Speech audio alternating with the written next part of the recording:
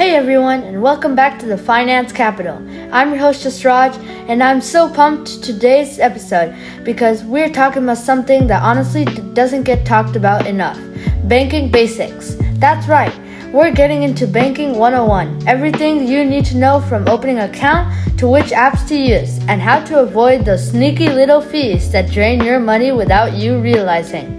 Now I get it. Banking might sound kind of boring or super grown up, but trust me, this is the stuff that makes your life easier. If you ever gotten a job or get paid or saved up for birthday money, you just want to start taking your cash into the right directions. This episode is for you. To help break this down, I'm joined by someone who's an expert in this field, aka the Mayor of Dublin. Please welcome Dr. Sherry Hu. Thanks for having me. Thank you. Alright, let's get in. So I want to kick things off with a real simple but important question. When I was younger, I didn't even know I could open a bank account. I either kept my money in a drawer or handed off to my parents, and it just kind of hoped for the best. So let me ask you this. Why should teens even consider opening a bank account instead of using cash or relying on their parents? What's the real benefit? Very good question. Actually, opening a bank account will give you the independence and the responsibility. And it's also a safe place, right, for your money. And also you want to make sure it's always there for you. And also you can track your spending and give you access to some useful tools like you heard of debit cards, mobile banking, and the direct deposit for part-time jobs or your, like you said, birthday gifts or allowance. It also builds a foundation for managing larger financial means in the future. So that's very important for the teens or even younger students to open a bank account. Yes, that's the word, independence. It's all about that. Having a bank account gives you a sense of control over your own money. You're not just reacting anymore, you're making decisions. And let me just say this, that feeling when you check your bank app and you see your bank balance going up, it's underrated. Also, learning how to manage small amounts of money now prepares you for bigger decisions later, like budgeting or college or managing your first full-time paycheck. Now, let's move into the meat of it. Can you please break down some of the difference between a saving account and a checking account? Because a lot of people treat them the same, and what problems they can run into. Yeah, that's true. So when you normally open a bank account, you do have a checking account and a savings account. Actually, it's great to have two different accounts there. So we may use them different purposes. For example, for checking account, it's for the daily spending, like for your debit card, for paying your bills or purchases, like this. For savings account, as the name applies, it's for setting the money aside and to earn a little bit of interest. So keeping your spending and saving in two separate accounts actually is a very good habit, and to build a discipline and avoid accidentally spending money that you don't want to spend, right? You mean to save. Okay, that makes so much more sense. Checking is like your day-to-day wallet, and saving is like your rainy day fund or your future vault. I used to think I was doing great because I had a saving account, but then I dip into constant worry. Why I wasn't saving anything? Keeping those two buckets separate and having a clear rule for what it goes in and what comes out. A total game changer. Now let's talk about habits. We have all had those moments where we swipe a debit card and pray it goes through, right? How can teens build a smart spending habit and avoid overdrafting or just lose track of where their money went? Yeah, that's a very good question. We want to make sure every time when we slide the card, it goes through, right? Yes. So it's important to know how much money you have in each account. So you want to check your balance regularly, and you want to have a plan, like you set up your weekly spending limit, and you want to also enable some functions that your accounts have. Like for example, if it's lower or more than certain amount, you want to know about it. And also, we want you to take the numbers in your banking accounts seriously. Don't think it's just a number. You don't think but it's real money, right? So when you spend your money, when you swipe your cards, you know you are really spending your money there. And you're also, as we talk about, you have your budget, right? So you want to track your expenditure. You want to make sure you don't spend more than your budget. So normally we talk about a simple budget. For example, like you put 50% of your earnings as the money you can spend. Like you probably keep like 30% to do something it's nice to do. Like for example, you can travel, you can like go to movie, do something it's fun to do. And also it's always a good habit to keep 20% of your earnings in the savings account and save it for the future. I love how you brought this up. One thing I always tell people is you can't control what you don't track. Even just checking your balance before you buy something makes a big difference. Set spending limits. Turn on those alarms. Make sure your phone works for you and you don't work for your phone. I actually have a weekly notification that shows me how much I spent in different categories like food, entertainment, etc.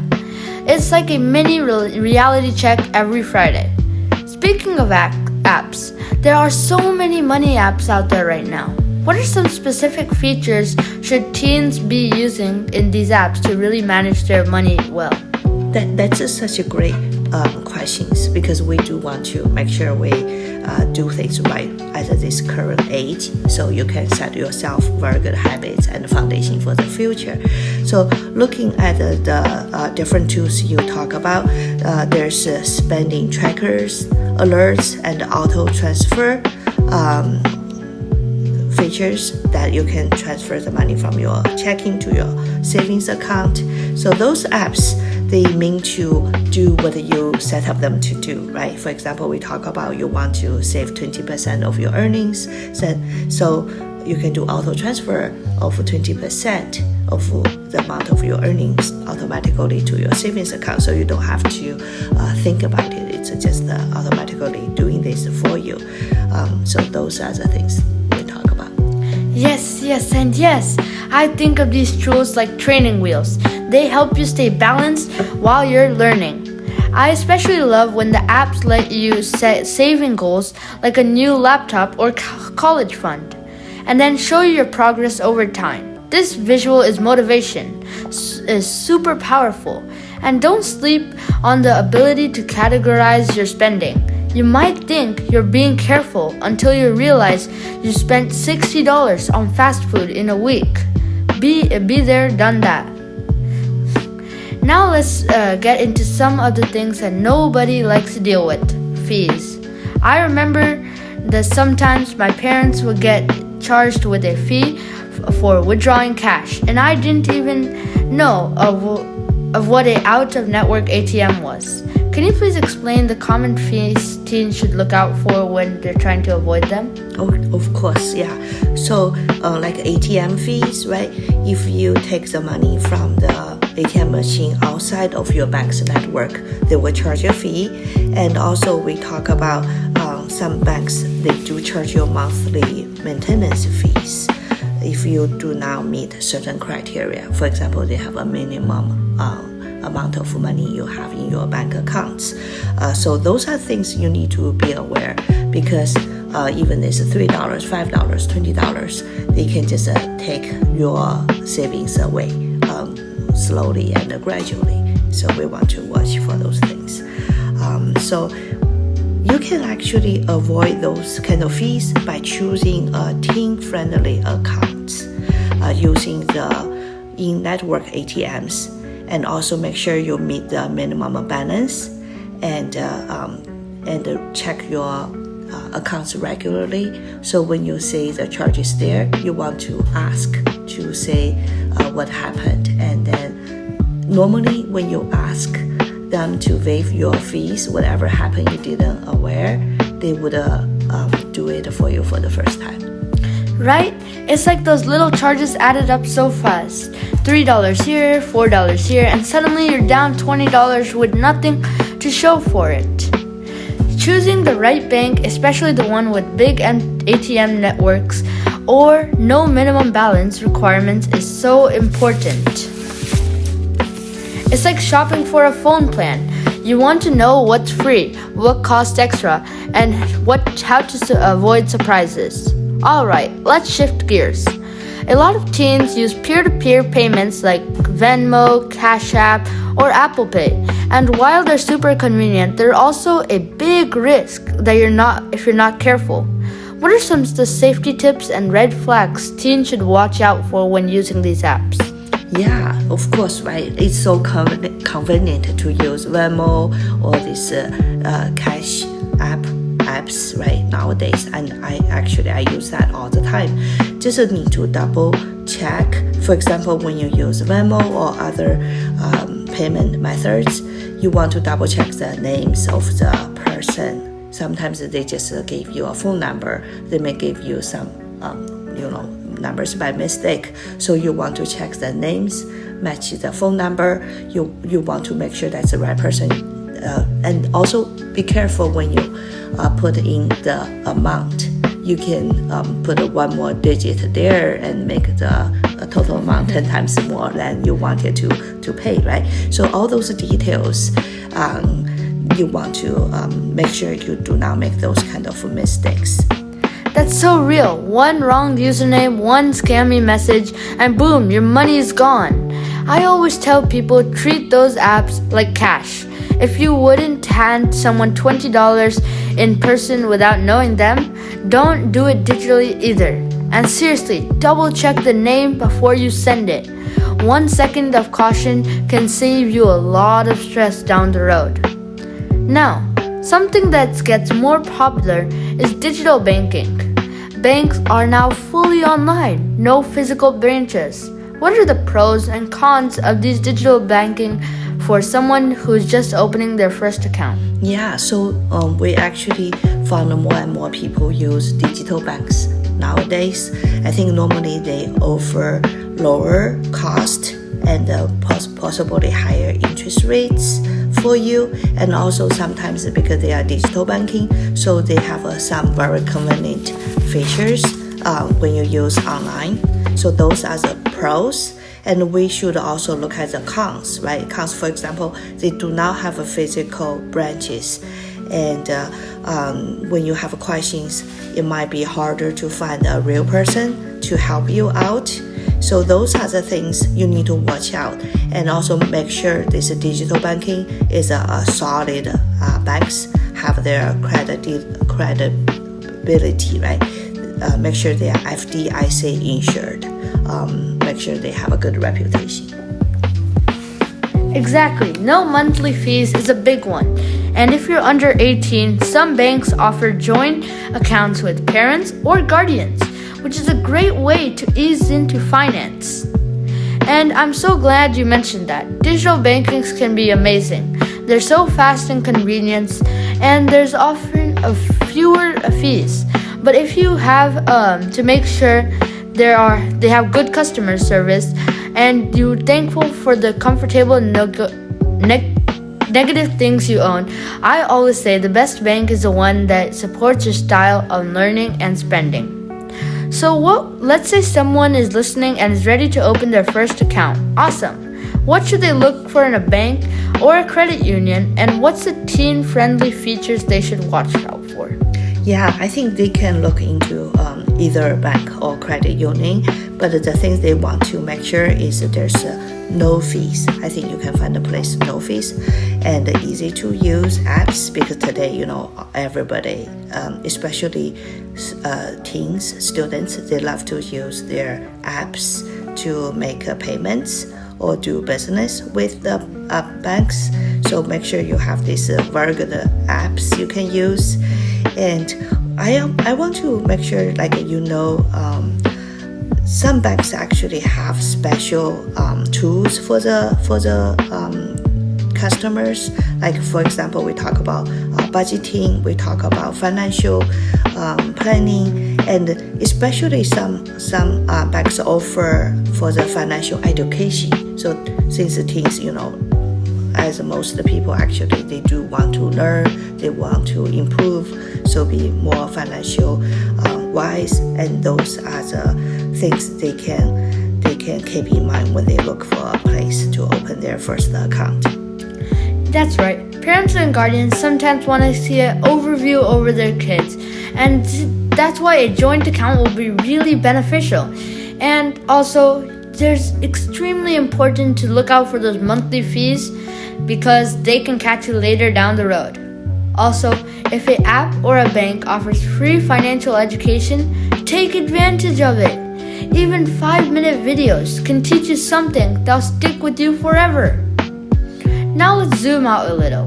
What's a good mindset for someone who's starting out with banking and managing money? Because let's face it, it can be overwhelming and intimidating.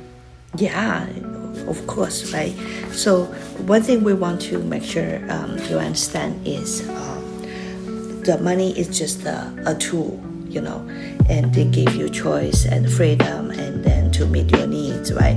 And so we want to respect money, we want to do it right, and we also want to take it as some like a fundamental things we need to master. Everybody in their life, sooner or later they need to learn about how to handle their own money, right?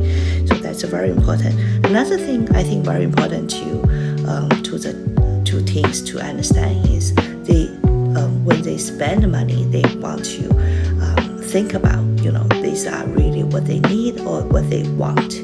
Needs and wants are different. And we want to, for example, buy food that, we are healthy to our body, that we need the food. But we don't want to buy things, for example, that we want, but it's not necessary. We want to do to some extent, but not like spend all our money just for things. It's not necessary, it's just something we want. I couldn't agree more. Banking isn't just being perfect. It's about being international. You're gonna make mistakes, and that's okay. The goal is to learn from them and keep moving forward. Just like you wouldn't expect to bench press 200 pounds on your first day at the gym.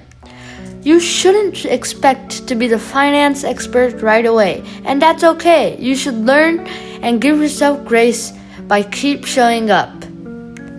Before we wrap up, I want to ask you this. What's one of the things you think personally you wish you had known earlier before banking or money management? Oh, that's a really good question. I want to tell one thing is how powerful the compound interest is. Have you heard of this? Yeah. Compound interest, right? So basically, which means if you start to save early, like for example, you make let's say just 8% this year, next year another 8%, but over time, like after about 9 years, your money will double, and after about 18 years, your money will become 4 times more. So this is a very, very powerful thing. So Warren Buffett actually once said, the most powerful things in the world is compound interest. That's what we heard Warren Buffett said, okay? So those one thing we want like every teens to understand. It's important to be conscious about money. Like every time when you use money, you know that's something you really want, you really enjoy, you really want to spend that money. It's worth the things you are getting. And so that's important to know the value of the money and also know the compound interest. So when you save early and you get the compounding interests. Those are so powerful. Later on, you turn out to be a lot of money or savings in your bank. Yeah, like how she said the Warren Buffett that it is a big deal for compound interest. Einstein also said that compound interest is like the eighth wonder of the world. So relatable. I think we all had one of the moments, if I only knew then moments. But the good news is everyone listening right now does have a chance to learn about this stuff. That's the whole point of this episode. So last question. What's one final piece of advice you would like to give to a teen or a young adult just getting started with their first account? Yeah, so I want to say building a good habits when you are young is so important, and also know your budgets and know where you spend the money, and know you always want to save, let's say 20% of your budget into your savings account, and you understand how to grow your savings account. Use good way of investment, not just earning a very small interest rate, but you can start think about different ways for investments, and that will be really powerful for the future. Perfect advice. Banking might seem like the small thing, but it's the gateway to everything else. Saving, investing, credit, or even starting a business someday. So if you've been putting off opening that first account, now's the time. And if you already got one, set a goal for this week. Maybe build an emergency fund, tracking your spending, or setting a savings challenge. Dr. Sherry Hu, thank you so much for being here with us and sharing your wisdom with all of us. It's my pleasure. Thank you for inviting me. Yes. To all our listeners, thank you so much for tuning in. If you have learned something today, hit that like button, leave us a comment, and share this episode with someone who is really ready up their money game. You can find all our episodes on YouTube at the Finance Capital 1. This is just Raj signing off. Stay smart, stay curious, and keep your money safe. Catch you next time on the Finance Capital.